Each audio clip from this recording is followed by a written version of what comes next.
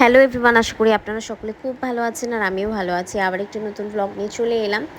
আজ দেখতে দেখতে মহা অষ্টমী। তো আজ সকলকে জানাই মহা অষ্টমীর অনেক অনেক ভালোবাসা এবং শুভেচ্ছা। ছোটদের অনেক অনেক ভালোবাসা এবং বড়দের প্রণাম নিয়ে আজকের এই ব্লগটা স্টার্ট করলাম। আর এখানে গোপু সোনাকে সেবা দিয়ে রেডি করে আমার বাবান সোনাকে আর হাজব্যান্ডকে নিয়ে চললাম মণ্ডপের দিকে। যেহেতু আজ মহা অষ্টমী, তাই অষ্টমীর পুষ্পাঞ্জলি আমরা সকলে দেব। তো এখন মণ্ডপের দিকেই যাচ্ছি। আর মণ্ডপে এসে যেহেতু অঞ্জলি এখনও আরম্ভ হয়নি, তার আগে চলে এসেছিলাম। তো একটু সকলে মিলে আমরা মায়ের 108টার পদ্ম ফুল ফোটানো হচ্ছিল। তো যেহেতু এটা সন্ধি পুজোর সময় লাগবে, তো তার জন্য আমরা একে একে সমস্ত কিছু রেডি করে নিচ্ছিলাম। আর তারপরেই আমরা এইগুলো কাজকর্ম করার পর পুষ্পাঞ্জলি দেব। পুজো, অষ্টমীর পুজো যেহেতু অনেকটা হয়েই এসছে শেষের দিকে, আর অঞ্জলিটাই বাকি ছিল।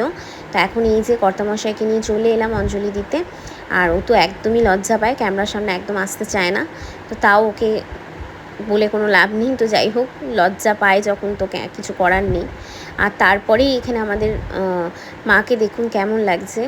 মায়ের মুখটা সত্যি খুব মিষ্টি হয়েছে। আর তারপরে এখানে সকলে মিলে আমরা পুষ্পাঞ্জলি দিয়ে বাড়ির দিকে এসে আবার গোপু সোনাকে নিয়ে মণ্ডপের দিকে এলাম। যেহেতু গোপু সোনারও তো মন করে ঘোরার। আর এখানে আর একটা গোপু সোনাও এসেছিলো, তো সেই গোপু সোনাকেও দেখতেই পেলেন। আর তারপরে এই যে আমার আর এক ছোট্ট গোপাল, আমার ছোট্ট গোপালকে কেমন লাগলো অবশ্যই কমেন্টে জানাবেন। ভিডিওটা ভালো লাগলে লাইক, শেয়ার অ্যান্ড সাবস্ক্রাইব করতে একদম ভুলবেন না। আজকের মতো এইটুকুই, আবারও দেখা হবে নেক্সট ব্লগে। অষ্টমীর সকালটা তো আমরা এইভাবেই সকলে মিলে কাটালাম। এখনও বিকেলটা বাকি, সেটা অবশ্যই আপনাদের সাথে শেয়ার করব পরে।